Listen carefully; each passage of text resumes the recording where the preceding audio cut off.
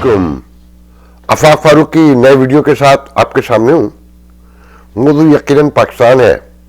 यहाँ तो वही यूक्रेन की खबरें हैं, इकॉनमी की खबरें हैं, डोनाल्ड ट्रंप की आनियाँ जानियाँ शुरू हो चुकी हैं और दोनों पार्टियों में लीडरशिप का इतना बड़ा फुकदान है कि एक के पास बाइडेन है, दूसरे के पास जो है सिर्फ डोनाल्ड ट्रंप है।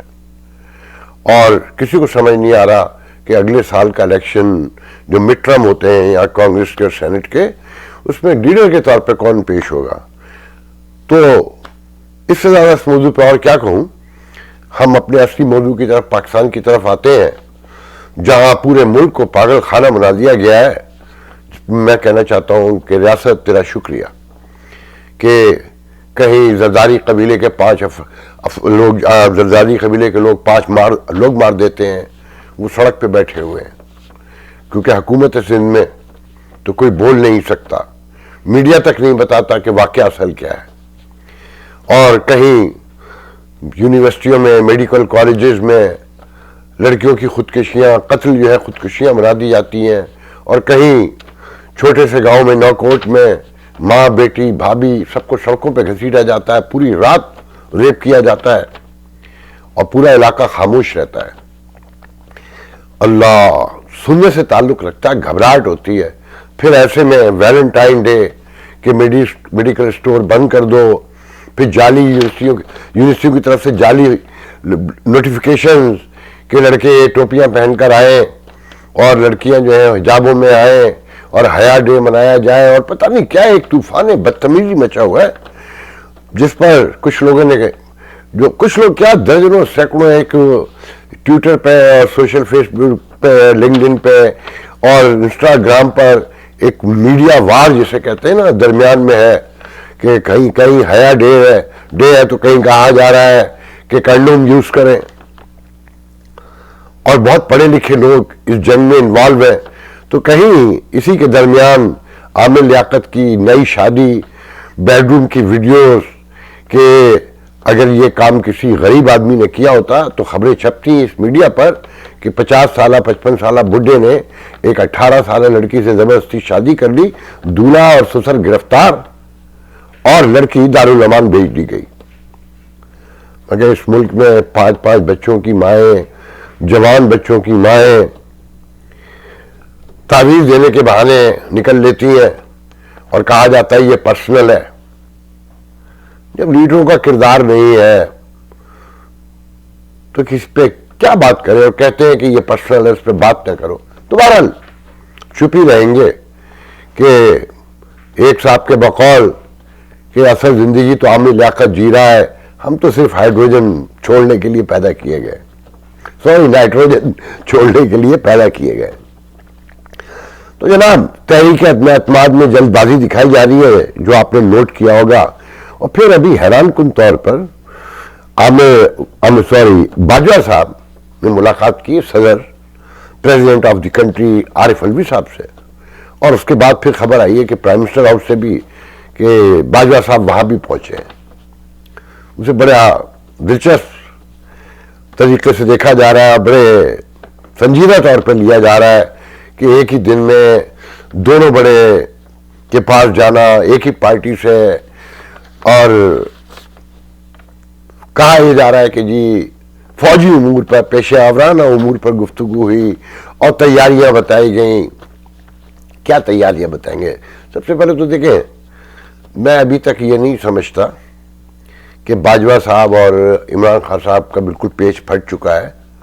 अगर ऐसा होता तो अभी 4-5 दिन पहले नोश की दोनों साथ गए, जहां बलूचिस्तान के उस मुकाम पे जहां घमसान का रन पड़ा बलोच बागियों में और हमारी एफसी के दरमियान जो नीम फौजी दस्ते होते हैं, फिर फौज भी वहां मौजूद है।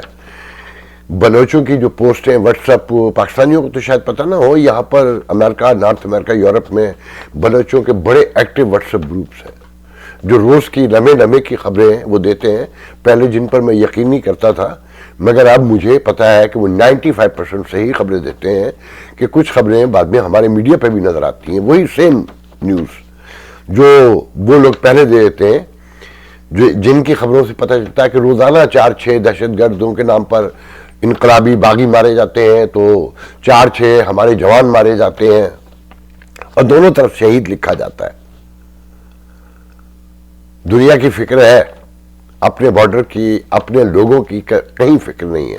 کشمیر کا رونا ہے مگر بلوچستان میں جو ہو رہا ہے اس کا کوئی پوچھنے والا نہیں. وہ وزیر اعظم جو نوش کی پہنچ گیا دباؤ میں اپنے اقتدار کو بچانے کے لیے، اس سے یہ نہیں ہوا کہ تحقیقات کروا لیتا، کیونکہ اس کی اوقات نہیں ہے. یہ جمہوریت ایسی نہیں ہے، کیونکہ جب چوری سے ووٹ چوری کے ذریعے آپ آئیں گے، چاہے وہ کوئی بھی ہو، مل کر بانٹ کر آئیں گے تو کون تحقیقات کروائے گا؟ کل ایک انتہائی سینئر سفارتکار پاکستان کے ایک بہت نامور شخصیت، کاش میں لے سکتا، وہ کہہ رہے تھے کہ ووٹ چوری ایسے تھوڑی ہوتا ہے کہ 70 میں جماعت اسلامی کو گرانے کے لیے جمعیت علماء پاکستان شاہ احمد نورانی کی قیادت میں بنوائی گئی.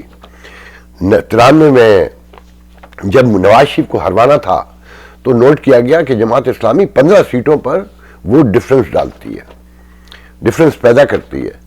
تو ظالم و قاضی آ رہا ہے کہ نعرے شروع کروائے گئے، اشتہار چھپوائے گئے اور ایک فرنٹ بنوایا گیا اور 14 سیٹیں جو ہیں پیپلز پارٹی نے جیت لی اور وہ مسلم لیگ کے ہاتھ میں ایک آئی. پھر 2002 میں آپ نے دیکھا قاف لیگ بنوائی گئی، پھر اس کے ساتھ ہی ان کو طاہر القادری کو لایا گیا کہ جمعیت علماء پاکستان کی سنیوں کی ساری قیادت ایک دہشت گردی میں کراچی نیشنل پارک میں اڑا دی گئی تھی، تو طاہر قادری کو سامنے لایا گیا. پھر اب لبیک تک انہوں نے پورا قصہ بتایا کہ کیسے گیم کھیلا جاتا ہے اور ووٹ کیسے تقسیم کیا جاتا ہے. تو اس صورتحال میں بلوچستان میں جو ہوتا رہے گا، یا جب تحریک عدم اعتماد لانی ہوگی یا سینٹ میں ووٹ چھیننا ہوگا، تو انہیں جیسے چاہو یوز کر لو، کیونکہ یہ آتے بھی تو اسی راستے سے ہیں، یہ جمہوریت کے راستے سے تو نہیں آتے.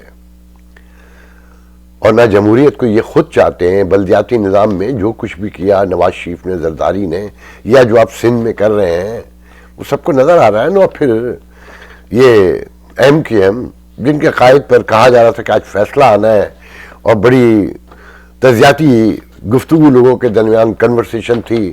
میرا اپنا خیال تھا کہ 70% وہ بچ جائیں گے، 30% چانسز ان کی سزا کے، مگر کچھ لوگوں کا کہنا نہیں 70% ان کو سزا ہو سکتی ہے. مگر جو وٹنسز آئی ہیں، جو جس طرح پاکستان کی ریاست پہ الزامات لگائے ہیں لوگوں نے وہاں آ کر، خاص کر وقاص گورایا کے واقعے کے بعد کہ برطانیہ کے اپنی ایجنسیوں نے وہاں رہنے والوں کو، پاکستان کے جو نظام سے لڑ رہے ہیں، برطانیہ میں ان کو جا کے بار بار یہ کہنا کہ تمہیں مارنے کا پلان ہے، اپنے آپ کو محفوظ رکھنا، تمہارے یہاں کی کچھ ایجنسیاں کام کر رہی ہیں. تو وہاں کی عدالتیں کیا فیصلہ کریں گی یہ خود سوچ لیں. میری رائے ہے مے بی ایم رانگ، مگر وقاص گورایا کے کیس کے بعد تو بہت سی چیزیں صاف ہو گئی ہیں نا.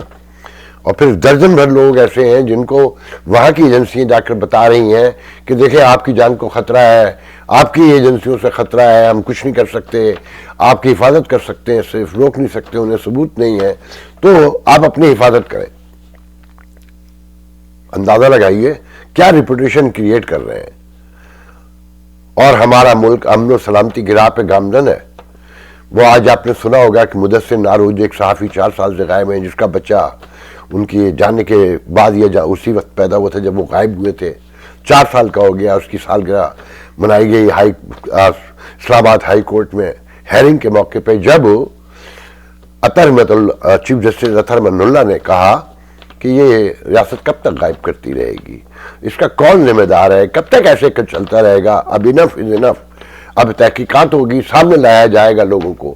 تو district attorney general, deputy attorney general نے کہا کہ جی اتنے چھوڑ دیے ہیں، اتنی ری ایبلیٹیشن میں ہے اور اتنے غائب ہیں، اور وہ پورا قصہ سنایا.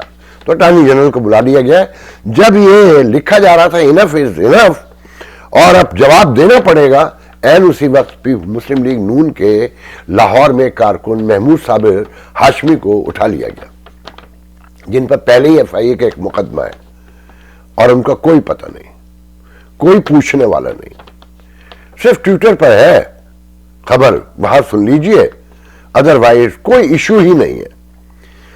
سمجھ نہیں آتا کہ اس ریاست کو کب سمجھ آئے گی. امریکہ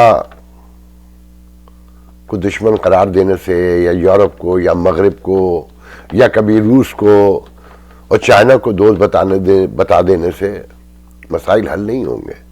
پہلے اپنے گریبان میں جھانکنا ہوگا, غور کرنا ہوگا.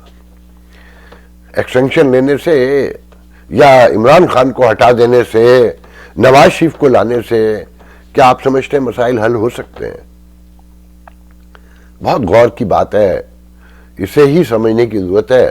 یہ جو آپ لوگ تقسیم در تقسیم کا شکار ہے نا, کہ آپ کو بانٹ دیا گیا ہے نواز شریف میں, زرداری میں, عمران خان میں, مولانا فضل الرحمان میں, الطاف حسین میں اور سو آن, سے مسائل حل نہیں ہوں گے, صرف مسائل بڑھیں گے. یہ تحریک عدم اعتماد یہ پاکستان کو, ریاست کو, آپ کو, آپ کی خوشحالی کو, ترقی کو دونوں شکل میں, ناکامی کی شکل میں بھی اور کامیابی کی شکل میں بھی نقصان پہنچائے گی. کہ یہ ماحول بنایا جا رہا ہے, میں بار بار کہہ رہا ہوں اور غور کریں پلیز, آپ تو اور لوگ بھی کہہ رہے ہیں کہ آپ کے اندر مایوسی, نفرت, بیزاری, اشتعال پیدا کیا جا رہا ہے اس ڈیموکریسی کے خلاف, جو واقعی جھوٹی ہے. ایسی ڈیموکریسی کا کیا کرنا ہے جس کے نتیجے میں حمدہ شہباز آ جائے یا مریم نواز آ جائیں؟ خاندان در خاندان کب تک چلے گا؟ مگر یہ جو جنہوں نے یہ سارے خاندان پیدا کیے نا, وہ اب نئے خاندان پھر پیدا کرنا چاہتے ہیں. تو آپ لوگ سوچیں, یہ قومی حکومت بنانے کے لیے سارا کھیل کیا جا رہا ہے کہ ایک براڈ حکومت بنائی جائے جو 5-6 سال گھسیٹ لے, پھر دیکھا جائے گا. اچھا ہم لوگ تو اس بنیاد پہ کام کرتے ہیں نا, ہم اپنے ذاتی انڈیویجول لائف میں بھی, کہ آج شام تک معاملہ نپٹا لو, کل کی کل دیکھی جائے گی. مشہور محاورہ ہے ہمارے نا, کل کی کل دیکھی جائے گی. تو ایسے نہیں ختم ہوا اب سب کچھ. آپ دیکھیں 75 سالوں میں کہاں آ کر کھڑے ہو گئے. تو میرے ایک دوست کہتے ہیں کہ کچرے, بدبو اور اسٹیبلشمنٹ کے نیچے دبی ہوئی ہے یہ ریاست, اور آتش فشاں کی شکل اختیار کرتی جا رہی ہے. کسی وقت بھی کوئی بڑا حادثہ ہوگا, بھارت کو برا کہہ دینے سے, کشمیر لے لینے سے یا کشمیر دے دینے سے مسائل حل نہیں ہوں گے. آپ سب کو بہت غور سے چیزوں کو سمجھنا ہوگا کہ یہ جو روز کے واقعات ہیں نا, پنجاب میں, میاں چنو میں, آپ تصور کریں, یقین نہیں آتا کہ جس معذور بچے کو قرآن کے جلانے کے الزام میں مارا گیا, اس کا دماغ باہر نکل آیا, اس کی انگلیاں کاٹ لی گئیں. اور اس ملک میں حال یہ ہے کہ بڑے بڑے طاقتور, دانشور, سیاستدان اور سیانے بولتے ہوئے گھبرا رہے ہیں, پریشان ہیں. انہیں ڈر ہے کہ ہمارے ساتھ کوئی سلوک نہ ہو. کوئی ایک واقعہ تو نہیں ہے نا. آپ دیکھیں نا لبیک کے لوگوں کو کس طرح سے آگے لایا جا رہا ہے. سعد رضوی کی شادی آپ نے نوٹ کی, وہ لڑکا ٹکے کا کام نہیں کرتا, کروڑوں روپے کا تو کہتے ہیں لاہور اور اس کی سراؤنڈنگ میں اس نے مفت کھانا کھلایا یتیم خانوں میں ادھر ادھر. کوئی پوچھے نا, یہ کسی اور ریاست میں ممکن ہے کہ کروڑوں روپے شادی پہ خرچ کر دیے گئے؟ جیسے ایک صحافی کے بیٹے کی شادی میں کہتے ہیں 30 کروڑ روپے کے تو گفٹ آئے, جہانگیر ترین نے 1 کلو سونا دیا. اب اندازہ لگا لیں کہ آپ کی زندگی کے حالات کہاں سے کہاں جا کر کھڑے ہو گئے. ہر آسپیکٹ میں صفائی کی ضرورت ہے. وہ میڈیا ہو, پارلیمنٹ ہو, حکومت ہو, بیوروکریسی ہو, آرمی ہو. بخدا یقین کریں یہ بحث لا حاصل ہے اب کہ ایکسٹینشن ملے گی کہ نہیں ملے گی, یا فیض حمید کو لے آئیں گے. کیا کر لے گا فیض حمید آ کے؟ اور بربادی کر سکتا ہے کوئی اس ملک کی؟ کوئی کسر رہ گئی ہے اب؟ کہ وہ قیصر بنگالی ایک اکانومسٹ ہیں, انہوں نے کہا ہے کہ جی اب وہ IMF اور ورلڈ بینک جو ہیں وہ کوئی ایکٹ ہے اسے ختم کرانا چاہتے ہیں, انسالوینٹ کوئی ایکٹ ہے اسے ختم کروانا چاہتے ہیں کہ کچھ اور سبسڈی ختم ہوگی, اور اس کے تھرو وہ جب تک ختم نہیں ہوگا کہ جب تک 18ویں ترمیم ختم نہیں ہوتی کہ صوبوں کے پاس ہے, وہ صوبوں کے اختیارات ختم کروانا چاہتے ہیں. تو اب 18ویں ترمیم کو ختم کروانے کے لیے اس اینگل سے آئے. اچھا انٹرنیشنل کمیونٹی تو آپ کی بہت مدد کرے گی کہ آپ کے اختیارات کم سے کم ہوتے جائیں تاکہ گھٹن بڑھے، لڑائی بڑھے، آپ لڑیں، آپ مریں، اور جو مقصد ہے وہ پورا ہو. وہ مقصد سب کو پتہ ہے. تو 18ویں ترمیم کے لیے تو لوگ تو دیکھیں، اگر یاد ہو میں ہی کہہ چکا ہوں یہ بات کہ ان کے تھپڑ میں مجھے ایک فوجی افسر نے کہا تھا کہ 18ویں ترمیم، میں نے پوچھا کیسے ختم ہوگی؟ کہنے گے دو تھپڑے ماریں گے، بندوق دکھائیں گے، یہ سارے سائن کر کے آ جائیں گے. ووٹ کو عزت دو کے نام پر کیا نہیں ہوتا رہا، پھر ہوگا. مگر میں صرف ایک بات کہوں گا کہ وہ لوگ کہتے ہیں نا کہ ایکسٹنکشن ہو جائے گی، اگر ہونی ہوگی تو کچھ نہیں ہوگا.